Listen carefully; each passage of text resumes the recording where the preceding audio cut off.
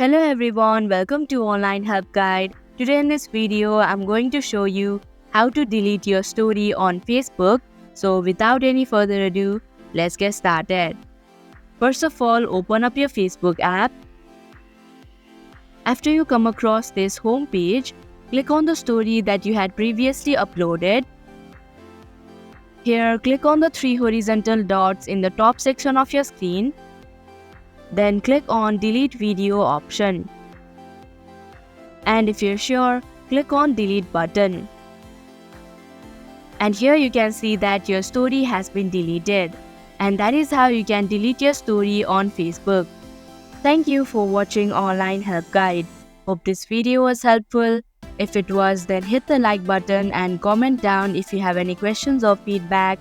Also, if you are new to our channel, subscribe and hit the bell icon so that you don't miss our upcoming videos.